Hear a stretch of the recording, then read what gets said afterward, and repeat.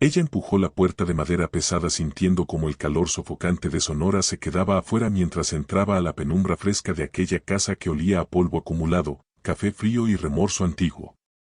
El sol del atardecer entraba oblicuamente por la ventana lateral, creando un haz dorado que cortaba la habitación en dos y iluminaba la pared pintada de rojo quemado suave, revelando cada grieta, cada imperfección en la pintura descascarada. El aire estaba denso, cargado con ese silencio hostil que se había convertido en el idioma principal de esa casa durante los últimos 30 años. Su padre estaba sentado a la mesa de madera oscura, encorvado sobre ella como un rey derrotado contemplando las ruinas de su reino imaginario, un vaso de tequila a medias frente a él, sus manos arrugadas descansando sobre la superficie desgastada. No levantó la vista cuando ella entró, sus ojos fijos en algún punto indefinido de la mesa como si ahí estuvieran escritas todas las acusaciones que le había lanzado durante décadas. Buenas tardes, papá, dijo ella con voz controlada aunque su estómago se retorcía con la anticipación familiar del rechazo, de las palabras hirientes que sabía que vendrían como siempre venían.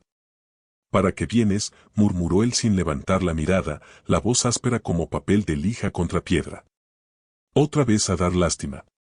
Eres el peso que me hundió, no te basta con eso. Las palabras cayeron entre ellos con la familiaridad de una rutina cruel ejecutada 1000 veces. Ella respiró profundo, apretando la bolsa de plástico que contenía las medicinas que su tía le había pedido que le llevara. Solo vine a dejarte tus medicinas, dijo con voz más firme de lo que se sentía por dentro. Él golpeó la mesa con la palma de la mano, haciendo que el vaso se agitara peligrosamente. No necesito nada de ti, escupió las palabras como si fueran veneno. Nada. Ya me quitaste demasiado. Toda mi vida.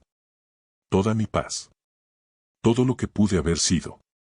Ella cerró los ojos por un momento, tratando de contener las lágrimas que amenazaban con brotar. Papá, yo nunca quise, comenzó a decir pero él la interrumpió con otro golpe sobre la mesa, más fuerte esta vez. Tú no quieres nada, gritó con una furia que parecía desproporcionada incluso para él. Eres un lastre. Una carga que me arruinó desde que nació. Contigo encima, cualquiera se hunde. Fui feliz hasta que llegaste tú. Eres la piedra que me arrastró al fondo del agua y nunca me dejó volver a respirar. Su pecho ardía con el dolor familiar pero también con algo nuevo. Rabia. Una rabia que había estado creciendo durante años, alimentándose de cada insulto, cada acusación, cada vez que él la había culpado por una vida que ella no había pedido interrumpir. Y fue mientras él seguía gritando, mientras seguía lanzando sus acusaciones habituales, que ella notó algo extraño. Una de las tablas de la mesa, cerca del borde donde su padre apoyaba el codo, estaba ligeramente levantada. La madera no encajaba perfectamente con el resto, como si alguien la hubiera aflojado intencionalmente. Había una borda irregular, un espacio apenas visible pero definitivamente ahí. Como si algo estuviera escondido debajo. Su corazón comenzó a latir más rápido, impulsado por una intuición que no podía explicar pero que sentía visceralmente. Se acercó lentamente a la mesa, fingiendo ajustar la bolsa de medicinas. Su padre se dio cuenta inmediatamente del cambio en su atención. ¿Qué haces?, preguntó con un tono nuevo en su voz. No era la crueldad habitual. Era algo más parecido al miedo. Nada, mintió ella pero sus ojos seguían fijos en esa tabla suelta. Y en ese momento supo con absoluta certeza que debajo de esa madera había algo importante. Algo que él había guardado celosamente. Algo que explicaría todo. Antes de que pudiera pensarlo 2 veces, sus manos se movieron solas. Agarró el borde de la tabla y tiró. Su padre se levantó bruscamente, la silla rechinando contra el piso de baldosas. No lo abras, gritó con una desesperación que ella nunca había escuchado en su voz. No. Pero ya era tarde. La tabla se soltó, revelando un compartimento oculto debajo. Y ahí, guardada como un secreto de guerra, había una carpeta gris cerrada con una banda elástica vieja y quebradiza.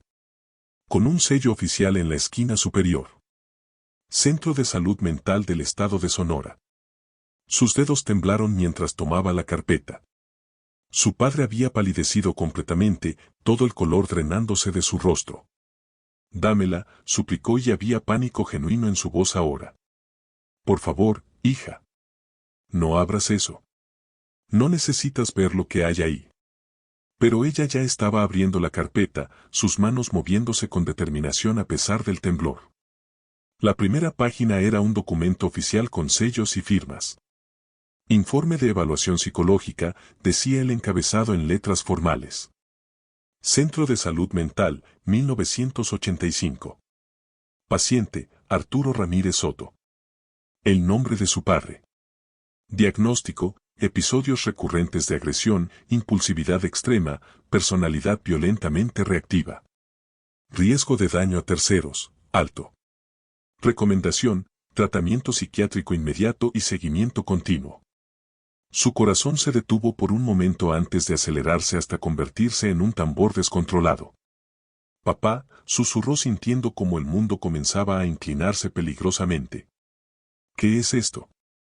Él retrocedió hasta que su espalda chocó contra la pared pintada de rojo quemado. Nada, murmuró, pero su voz había perdido toda su fuerza, toda su autoridad cruel. Yo estaba mal en ese tiempo, pero no tiene nada que ver contigo. Ella continuó leyendo, sus ojos escaneando el documento con una mezcla de horror y comprensión creciente.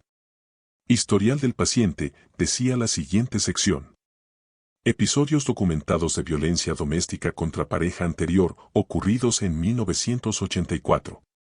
Incapacidad demostrada para gestionar emociones básicas. Tendencia marcada a culpar a terceros por sus propios errores y fracasos. Patrón de comportamiento que indica alto riesgo de perpetuación de violencia. Sus piernas fallaron. Se dejó caer en la silla que su padre había ocupado momentos antes. 1984. Ella había nacido en 1987. 3 años antes de que ella existiera, su padre ya estaba siendo evaluado por comportamiento violento y agresivo. Ya estaba roto. Ya era incapaz de asumir responsabilidad por sus acciones. Y sin embargo, durante 30 años le había dicho que ella era el peso que lo hundió. Que su vida habría sido mejor sin ella. Que todo lo malo había comenzado con su llegada. Pasó más páginas con manos temblorosas. Y encontró una carta. Doblada cuidadosamente, escrita con letra que reconoció como la de su madre. Esa caligrafía que había visto en recetas viejas, en notas de amor guardadas en cajas de zapatos. Mi querida niña, comenzaba la carta y las lágrimas empezaron a caer antes de que pudiera leer la segunda línea. Si estás leyendo esto, es porque encontraste lo que tu padre ha escondido durante tantos años. El informe que prueba que todo lo que te dijo fue mentira. Él dice que tú eres su peso. Que lo hundiste. Que fuiste la razón de su fracaso. Pero la verdad, mi amor, es que él ya se estaba ahogando mucho antes de que tú nacieras. Ya era violento. Ya era incapaz de controlar su ira. Ya culpaba a otros por sus propios errores. Cuando lo conocí, yo no sabía nada de esto. Él escondió el informe, escondió su pasado, escondió quién era realmente. Y para cuando descubrí la verdad, ya estaba embarazada de ti. Traté de irme. Traté de protegerte. Pero él me amenazó. Me dijo que si lo dejaba, haría que perdiera la custodia. Que diría que yo era inestable. Que te quitaría de mis brazos. Así que me quedé. Y pasé los siguientes años tratando de amarte lo suficiente como para compensar su crueldad. Tratando de ser tu escudo contra sus acusaciones. La carta de su madre continuaba con detalles que nunca había compartido en vida.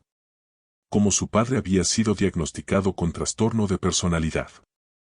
Como había rechazado tratamiento. Como había decidido que era más fácil culpar a otros, especialmente a una niña indefensa que no podía defenderse, que enfrentar sus propios demonios. Tú no eres su peso, escribía su madre con una claridad devastadora. Tú eres mi única razón para seguir respirando en esta casa que se siente como una prisión. Eres mi luz en medio de su oscuridad. Y algún día, cuando seas lo suficientemente fuerte, quiero que sepas la verdad. Que él ya estaba roto. Que tú nunca tuviste la culpa. Que fuiste inocente desde el primer día. Ella sintió como algo fundamental se quebraba dentro de ella, pero no era dolor adicional. Era liberación. Como si cadenas invisibles que había cargado toda su vida finalmente se rompieran. Levantó la vista hacia su padre, viéndolo realmente por primera vez. No como el tirano todopoderoso que había dominado su vida con acusaciones, sino como el hombre roto y cobarde que realmente era. Me culpaste antes de que yo naciera, dijo con voz que apenas controlaba el temblor. Este informe es de 1985. Yo nací en 1987. Ya eras violento. Ya eras incapaz de controlar tu ira. Ya culpabas a otros. Y cuando yo llegué, decidiste que yo sería tu excusa perfecta. Una bebé que no podía defenderse. Que no podía decir la verdad. Que cargaría con toda la culpa de tu vida destrozada. Su padre lloraba ahora, algo que ella pensó que nunca vería. Lágrimas reales corriendo por sus mejillas arrugadas. No podía cargar solo con mi fracaso, murmuró entre sollozos. Era demasiado. Demasiado dolor. Demasiada vergüenza. Entonces decidiste ponerlo en una criatura inocente, dijo ella sintiendo como la rabia reemplazaba el dolor. En tu propia hija. Durante 30 años me hiciste creer que yo era la razón de tu miseria cuando en realidad tú ya eras miserable antes de que yo existiera. Él se dejó caer al piso, arrodillándose con las manos cubriendo su rostro. Perdóname, sollozó. Por favor. Perdóname. Pero antes de que ella pudiera responder, antes de que pudiera procesar completamente lo que acababa de descubrir, la puerta principal tembló con un golpe brutal. No fue un golpe normal de visita cortés. Fue un golpe que transmitía autoridad, urgencia, cuentas pendientes que habían esperado décadas. Una vez. 2 veces. Y luego 3 golpes más, fuertes y secos como martillazos contra la madera. Su padre abrió los ojos con terror absoluto pintado en cada línea de su rostro. No, susurró. Él no puede ser. No puede estar aquí después de tanto tiempo. Los golpes se repitieron, más insistentes. ¿Quién está ahí?, gritó ella con voz que intentaba sonar firme pero que temblaba en los bordes. Silencio. Un silencio tenso que se estiró durante segundos interminables. Y entonces llegó la voz. Masculina, grave, antigua, cargada con el peso de años y autoridad profesional. Abraham, dijo la voz con una calma que era más aterradora que cualquier grito. Tengo el informe original. El que él ocultó. La verdad completa sobre lo que era antes de que tú nacieras. Su padre se dejó caer completamente al piso, sollozando sin control. No abras, suplicó mirándola con ojos desesperados. Hija, por favor. Él sabe todo. Él puede destruirlo todo. Pero ella ya estaba caminando hacia la puerta, sosteniendo la carpeta gris contra su pecho como si fuera el tesoro más preciado del mundo. Porque en cierto sentido lo era. Era la verdad que había buscado toda su vida. La prueba de que nunca había sido el peso que hundió a su padre. Que él ya estaba hundiéndose mucho antes de que ella respirara por primera vez. Giró la manija con manos temblorosas. Abrió la puerta de par en par. El hombre del otro lado tenía unos 70 años, con cabello completamente blanco peinado hacia atrás y ojos oscuros que brillaban con una inteligencia aguda. Vestía una guayabera blanca impecable y pantalones oscuros, y en su pecho llevaba un gafete oficial aunque viejo y desgastado por el tiempo. Doctor Fernando Castellanos, decía el gafete. Psiquiatra clínico, Centro de Salud Mental de Sonora. Yo fui su evaluador, dijo el hombre mirándola directamente a los ojos. En 1985. Y tú necesitas saber quién era él de verdad. No la versión que te contó, sino la verdad que documenté en mis reportes. Ella retrocedió, dejando que el desconocido entrara. Él caminó con pasos medidos hasta donde su padre permanecía arrodillado en el piso, temblando. Fernando lo miró con una mezcla de compasión profesional y decepción profunda.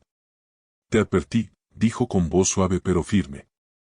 Hace 35 años te advertí que si no buscabas tratamiento, si no enfrentabas tus problemas, terminarías destruyendo todo lo que tocabas.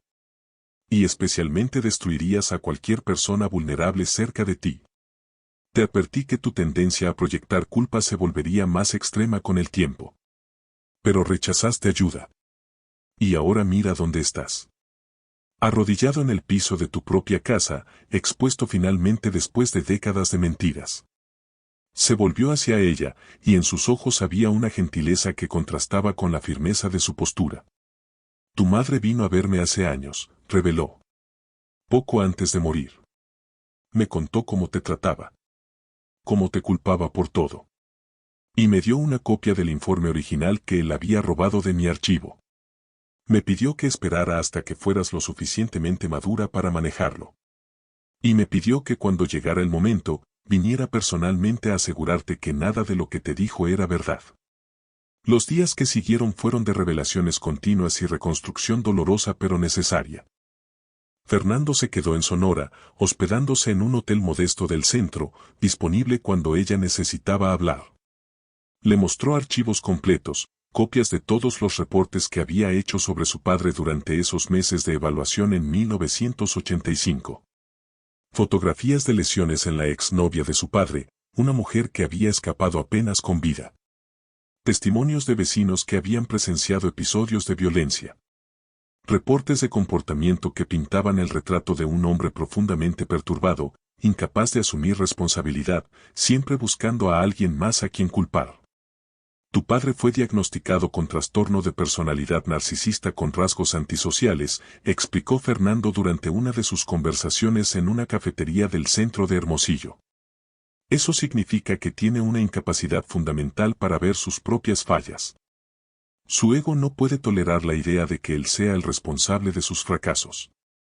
Así que necesita proyectar esa responsabilidad en otros. Y cuando tú naciste, cuando tu madre quedó atrapada en el matrimonio por las amenazas de él, tú te convertiste en el chivo expiatorio perfecto. Una bebé indefensa que no podía contradecirlo.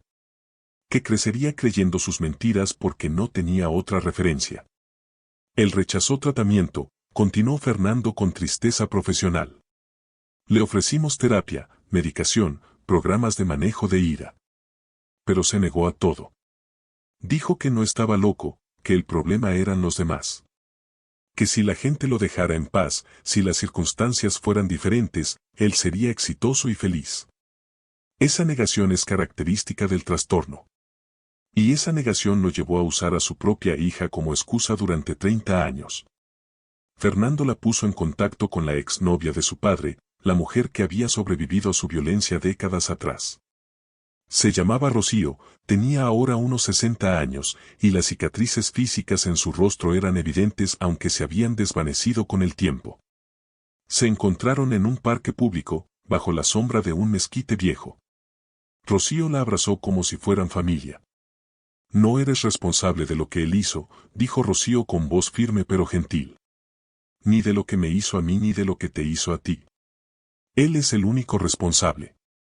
Siempre lo fue. Rocío le contó su historia. Cómo había conocido a Arturo cuando ambos tenían poco más de 20 años. Cómo al principio parecía encantador y atento. Cómo la violencia había comenzado lentamente, con empujones que se convirtieron en bofetadas, que escalaron hasta golpizas que la dejaron hospitalizada. Y cómo finalmente había escapado, aunque él la había amenazado con encontrarla y matarla.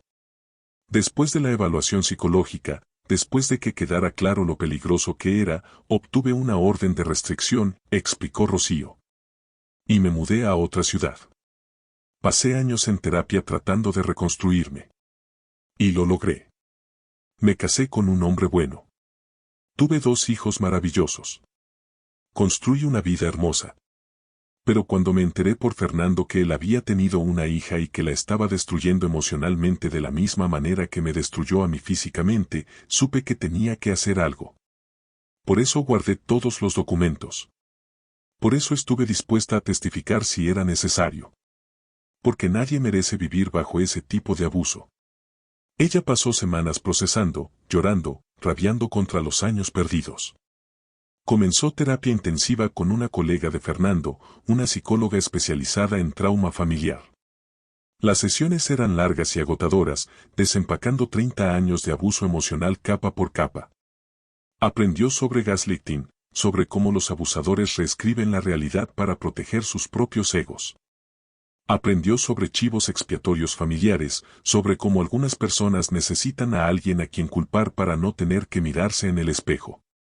Y aprendió, lentamente pero con certeza creciente, que nada de lo que había pasado era su culpa. Que había sido una niña inocente atrapada en la red de mentiras de un hombre que no podía enfrentar sus propios demonios. Su terapeuta le ayudó a ver que el descubrimiento del informe, por doloroso que fuera, era en realidad un regalo. Un regalo de verdad que su madre había trabajado para dejarle. Ahora sabes, le dijo la terapeuta durante una sesión particularmente intensa, que no eres el peso que lo hundió. Que él ya estaba hundiéndose mucho antes. Y ese conocimiento, aunque duele porque confirma que todo fue mentira, también te libera. Ya no tienes que cargar con su culpa. Ya no tienes que intentar compensar por un daño que nunca causaste. Tomó la decisión de confrontar a su padre una última vez. No para buscar disculpas o reconciliación, sino para establecer límites definitivos y cerrar ese capítulo de su vida. Fue a la casa acompañada por Fernando como testigo y apoyo. Su padre estaba en la mesa de nuevo, pero parecía más pequeño, más encogido, como si el peso de sus secretos revelados lo hubiera hecho físicamente más frágil. Vine a decirte algo, comenzó ella con voz que no temblaba a pesar de las lágrimas que corrían por su rostro. Durante 30 años me hiciste creer que yo era el peso que te hundió. Que tu vida habría sido mejor sin mí. Que cada fracaso, cada frustración, cada momento de infelicidad era mi culpa. Pero ahora sé la verdad. Sé que fuiste evaluado por violencia y agresión 3 años antes de que yo naciera. Sé que golpeaste a Rocío hasta casi matarla. Sé que rechazaste tratamiento. Sé que decidiste que era más fácil culpar a una bebé indefensa que enfrentar tus propios problemas. Su padre intentó hablar pero ella levantó la mano. No he terminado, dijo firmemente. Pasé mi infancia tratando de ser invisible para no molestarte más. Pasé mi adolescencia trabajando para pagar mis propios gastos porque no quería ser más carga. Pasé mi juventud sintiéndome culpable por existir. Todo porque creí tu mentira. Creí que yo te había hundido. Pero no lo hice. Tú ya estabas hundiéndote mucho antes de que yo respirara por primera vez. Y en lugar de buscar ayuda, en lugar de nadar hacia la superficie, elegiste arrastrarme contigo. Elegiste hacer de una niña inocente tu excusa para no tener que salvarte a ti mismo. Así que vine a decirte esto, continuó con voz que se volvía más fuerte con cada palabra. No te perdono. El perdón requiere que la persona haya hecho un esfuerzo genuino por cambiar, por reparar el daño. Y tú nunca lo hiciste. 30 años de crueldad y nunca, ni una sola vez, buscaste ayuda o admitiste tu responsabilidad. Pero tampoco te odio más. Porque el odio te daría poder sobre mi vida y ya no lo mereces.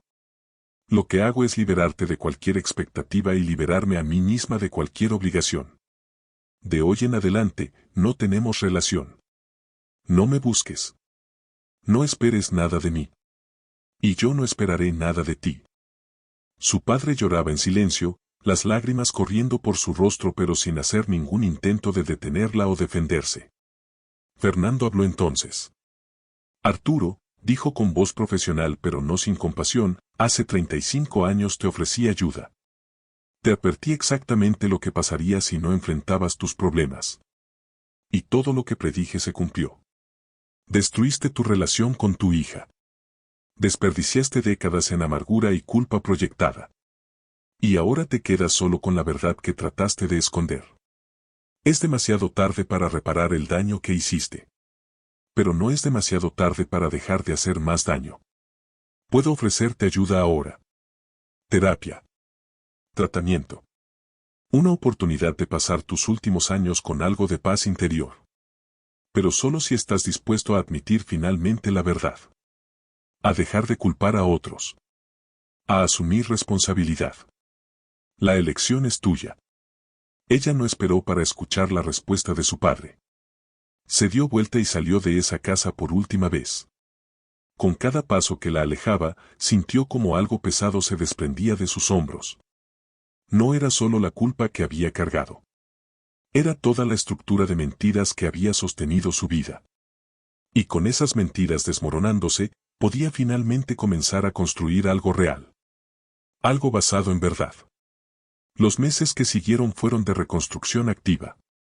Se mudó a un departamento nuevo en otra parte de Hermosillo, un espacio pequeño pero lleno de luz donde podía respirar sin el peso de memorias envenenadas. Fernando se convirtió en un mentor y amigo inesperado. La presentó a grupos de apoyo para sobrevivientes de abuso emocional, donde conoció a otros que habían vivido experiencias similares. Escuchar sus historias, compartir la propia, fue catártico de maneras que no había anticipado. Rocío también se volvió parte de su círculo de apoyo.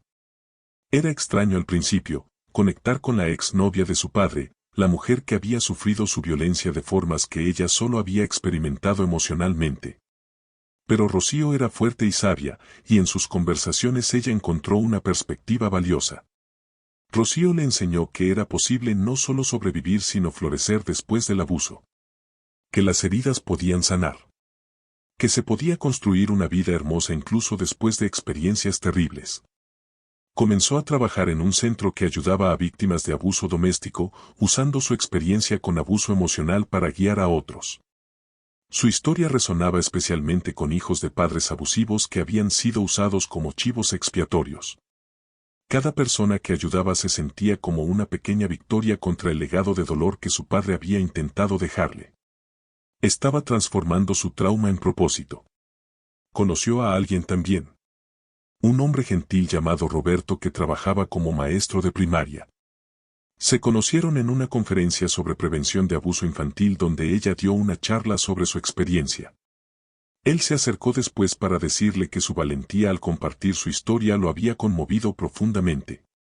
Comenzaron a tomar café, luego cenas, luego largas conversaciones bajo las estrellas del desierto de Sonora. Roberto había crecido con una madre narcisista que culpaba a sus hijos por todos sus fracasos. Entendía. Y en ese entendimiento mutuo comenzó a florecer algo hermoso. Él la cortejó con paciencia y respeto, nunca presionando, siempre presente. Y cuando finalmente le propuso matrimonio 2 años después, lo hizo de manera simple y sincera. En el mismo parque donde ella se había reunido por primera vez con Rocío, bajo el mezquite viejo, le dijo que quería pasar el resto de su vida demostrándole que merecía ser amada completamente, sin condiciones, sin culpa.